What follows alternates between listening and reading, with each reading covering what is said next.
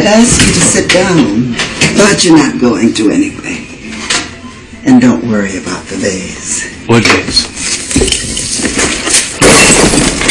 That vase. Ever since I started this channel, I've wanted to make a video talking about this game. One of my all-time favorite unsung games. I think it's easily in the top 3 movie tie-in games made of all time. My personal belief is the other two are Spider-Man 2 on I think PS2 and Xbox, and Disney's action game featuring Hercules. And you may see at least one of those in a video on this channel at some point in the near future. The best thing about this particular movie tie-in game was that you weren't actually playing any real scene that happened during the movie itself. It was a whole fresh story with new characters almost. I mean, characters that did appear in the movie but were side characters. And a story that intertwined with the movie, which featured a few crossover moments of when the said side characters did make their subsequent appearances in the movie. Are you confused? Well, let me explain. Be right with you. And Shaniqua? Bingo. But you can call me the Oracle. And don't worry about that vase. What vase? Oh, sorry, I didn't know any. Oh! That vase. As you no doubt already know, I'm talking about Enter the Matrix, which is the officially licensed and long anticipated Matrix game that came out when The Matrix Reloaded came out, pretty much within a month or so of each other. This capitalized on what was probably the absolute peak and zenith of the Matrix craze, and when it was at its most marketable.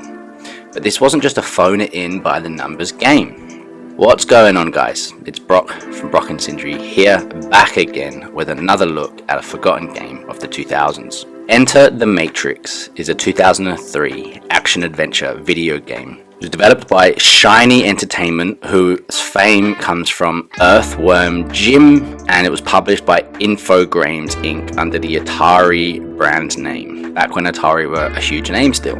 It was the first game based on the Matrix film series, and the narrative is set running alongside the events of the second movie in the series, The Matrix Reloaded, which kind of runs in and out of the same story beats with the crossover as we mentioned, and also features over an hour of original footage, written and directed by the Wachowskis themselves and starring the cast of the films, which was produced exclusively for the game. It was released in May 2003, which was exactly the same month as The Matrix Reloaded, and Enter the Matrix was simultaneously produced with The Matrix Reloaded and The Matrix Revolutions, which was the final in the trilogy. While it received largely mixed reviews from critics, which we will delve into a bit further soon, the game actually sold a gigantic 5 million copies in its first year alone. It gave players the control of 2 of the supporting characters from Reloaded and Revolution, Ghost, played by Anthony Wong, and Niobe, played by Jada Pinkett Smith, members of the same group of rebels as Morpheus, Trinity, and Neo, the protagonists of the series. Niobe is the captain of the Logos, the smallest and fastest ship in the rebel fleet. Ghost is the ship's first mate, weapons guru, and a deep-thinking, philosophical assassin. Players can choose to play as either Niobe or Ghost, each of whom have some slight variations during their stories, which gives the game at least a little bit of replay value. Most of the levels involve controlling players in a third-person perspective and utilizing guns and hand-to-hand fighting skills to defeat opponents and complete level objectives. At any given time, players could activate bullet time, which was called focus in the game, which slows down time and gives the players the ability to perform actions such as shooting in mid-air and dodging bullets. Some levels involve one-on-one martial arts fighting against single opponents. In levels involving vehicles, such as driving a car or piloting the Logos, the style of gameplay depends on the selected player, with Niobe maneuvering the vehicles to avoid obstacles, whilst Ghost takes control of a gun to fight off incoming enemies, although Ghost is required to drive on one level as Niobe is fighting an agent on a plane as part of a different level. A hacking system allows players to enter codes, which can unlock special skills, weapons, and secrets, such as a 2-player versus mode. So, some spoilers alert, the story begins with Niobe, captain of the Logos, and Ghost, her first mate, retrieving a package left in the Matrix by the crew of the recently destroyed rebel ship Osiris. After being pursued by agents, Ghost and Niobe escape from the Matrix with the package, which turns out to be a message to the human city Zion, warning them that the machines are approaching with an army of sentinels.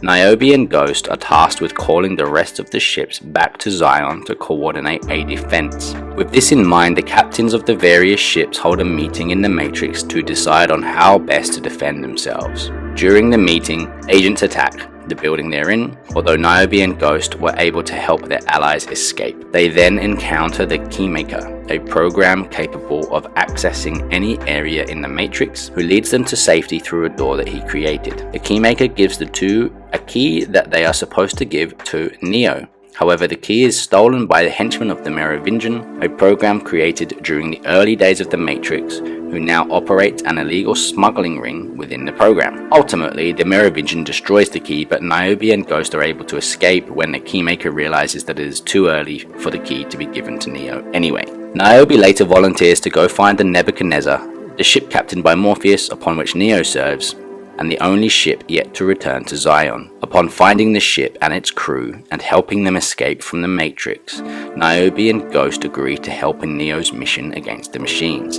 agreeing to destroy a power plant. After this mission is completed, the Oracle, a program that often gives the humans advice, requests that the player character come and speak to her. After the conversation, the player is confronted by Agent Smith, a rogue agent that seeks to destroy both the human and machine worlds. The player character barely escapes from the hundreds of Smith copies and the Matrix. Once out, the Logos is attacked by the machines. They defeat the machines by setting off an EMP, which disables their own ship in the process. As the game ends, Niobe and Ghost wait in the Logos, hoping that they will be rescued. The two wonder what's coming, but believe that it will be a hell of a ride. Aside from Ghost and Niobe, there are numerous other characters in the game. Sparks, played by Lucky Hume, who's the operator of the Logos. He gives players tips and information throughout the game and acts largely as a bit of a comic relief factor. There's Vector, played by Don Anjayabati, the first mate of the Vigilant. When Axel was kidnapped by agents, Vector helps Soren get him back.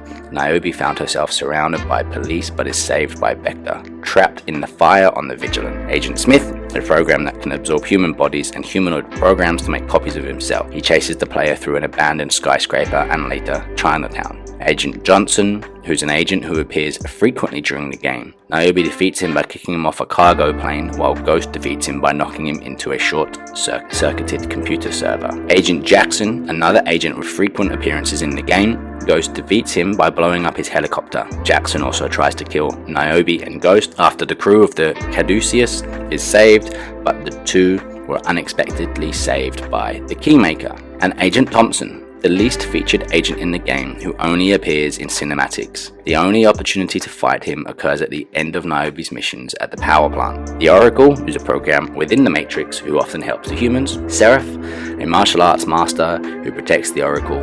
He fights Niobe or Ghost once during the events of the game. Morpheus, who's a member of the Rebels, Niobe's ex-boyfriend and captain of the Nebuchadnezzar.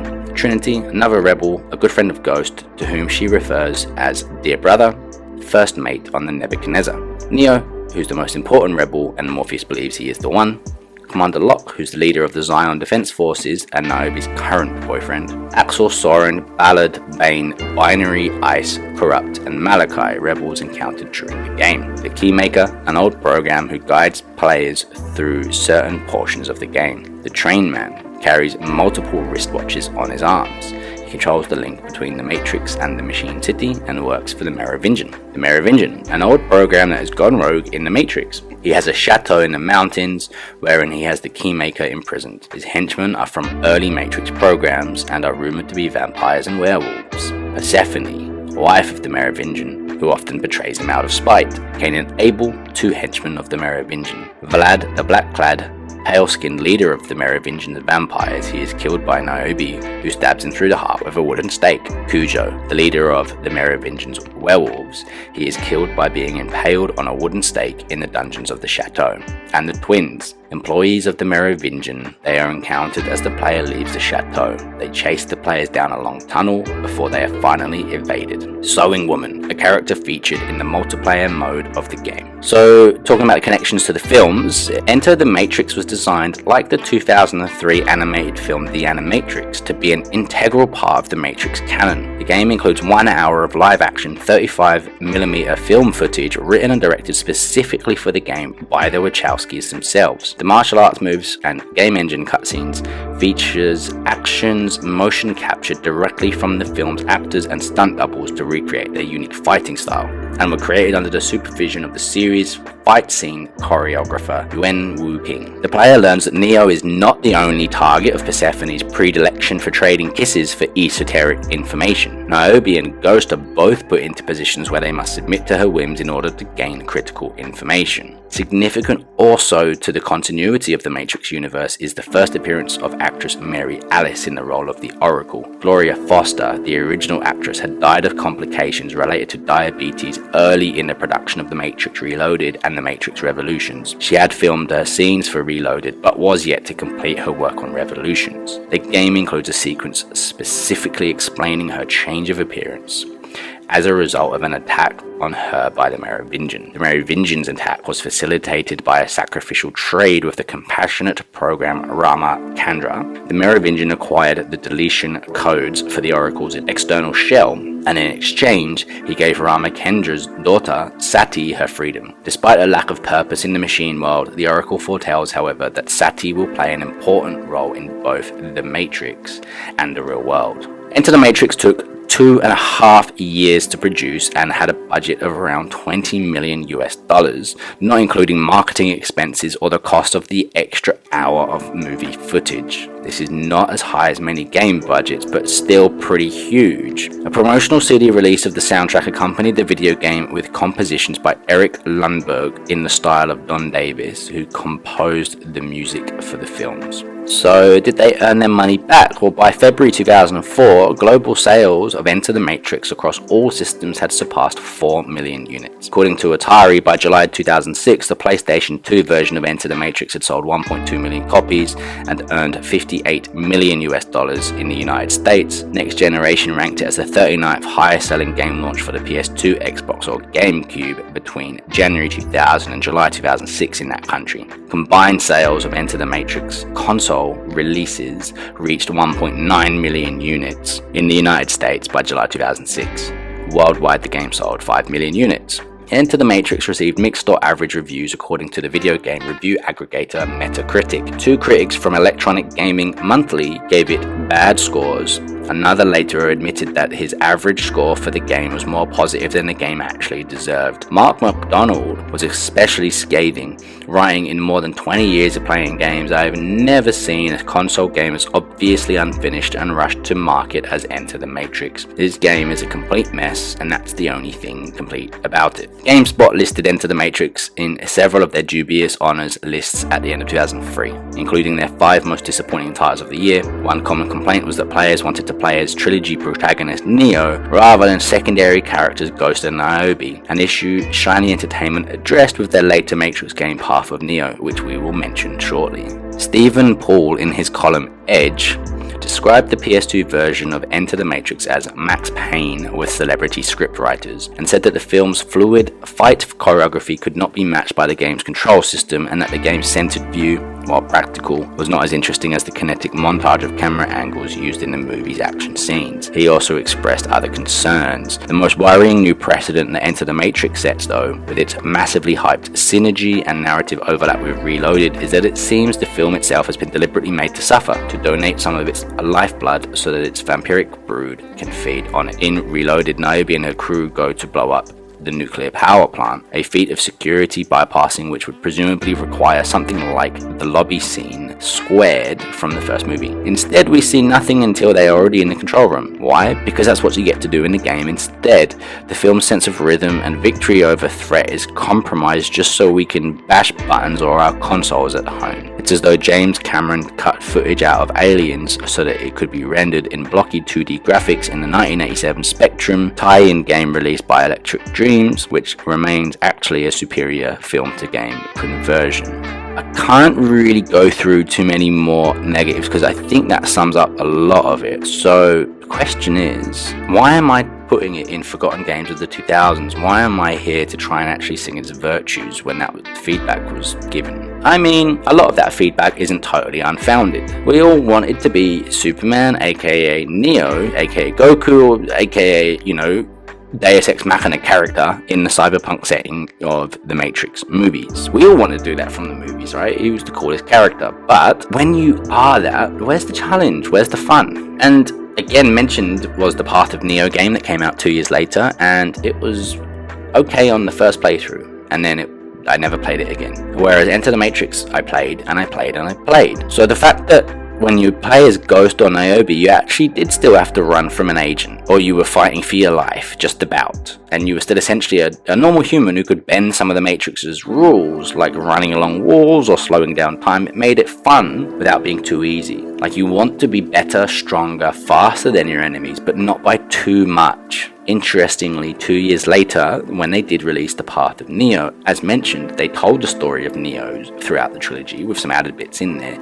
And it was a fun game, the graphics were slightly better, and they had some redeeming qualities, but it just didn't feel as creative or as immersive, and just didn't seem to have that replay value as mentioned before. I actually enjoyed a story being interwoven with The Matrix Reloaded. I thought the movie itself, we all know the Matrix movies went downhill from the first one onwards. The first one was amazing, the second one was decent, and the third one was hard to watch. But at that time, it was a big deal, and I don't think that The Matrix Reloaded as a movie suffered as a result of the extra story beats put in. You just can't put everything all the time into a movie, and let's be honest, it works in like the Star Wars community, it's worked in other things where you have other mediums to tell parts of the story to fit in, as long as it's not required reading, which it actually wasn't in the Matrix Reloaded movie. I think it's fine. And so what I liked is that it meant that for fans of the franchise and gamers alike, we got extra content which filled in some of those gaps that the movie doesn't go into because it doesn't need to, and then it builds out its world and its story well. Now, in some of the more modern storytelling of, like, say, the Star Wars sequels, like, the game actually, as I mentioned, isn't required reading, and the movie is still watchable by itself, according to this person anyway. However,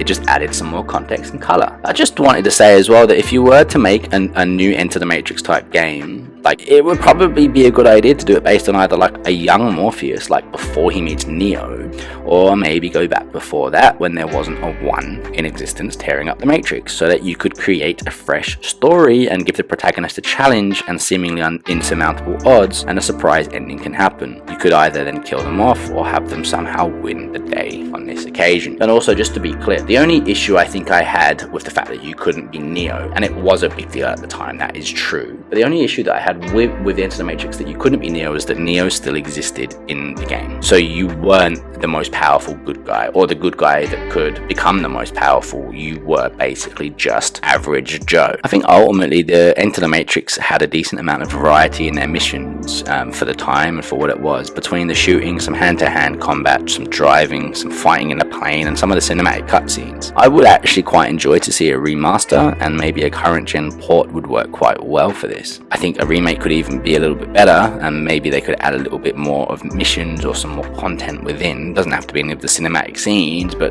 just a bit more, and then maybe give it a less linear path to mission completion. Maybe even addition of some slightly more free roam mode, like hub locations featured in games like Deus Ex wouldn't go amiss, I think. Look, I was obsessed with this game for at least 6 months following its launch. I was probably 13 years old, or just about to turn 13 when the game came out, so the gameplay was perfect for me at the time. It was quite hard, actually. It was not an easy game. I couldn't tell you how many times I played the first mission at the post office, for example, just played through on repeat. What do you guys think? Like, did you guys play this game? I'd love to hear what you thought on it. Is it a game that deserves to be forgotten, or is it a game that potentially was quite harshly received by critics, and maybe unfairly? I sort of think that it was a little harsh on a creative attempt at a movie tie-in that didn't just want to lazily regurgitate some of the movie story beats, but actually wanted to give us a fresh story with new content. And considering it came out almost 20 years ago, I think this game holds up today. Graphics obviously would need to be updated, but it's still going pretty well. But I just wanted to say that in this era that we're now in, this kind of post, I guess, this more internet, this more citizen journalist, YouTuber versus mainstream big rags, like IGN or whatever, they don't run the show anymore. And I think there are games like Days Gone that got this terrible rap, but then within a year it'd come back around and people had said, actually no, don't listen to the critics, actually go and play it for yourself, it's actually pretty decent. And I think that had Enter the Matrix and all that come out now, with this kind of culture, you would have seen the poor critic reaction, and then you would have heard from your YouTuber friends and from your, you know, your non-mainstream IGN types that have been bought and paid off. You would hear, well, hang on, this game's actually pretty decent, give it a try. And then you'd go and give it a try and you'd probably enjoy it, and I think we would have seen more from it. But anyway, what do you guys think? Is it worth a remake or going back and looking into it? Just wanted to highlight it a little bit, wanted to make a video on it and get this out there. So thanks for listening, and see you in the next Forgotten Games of the 2000s video.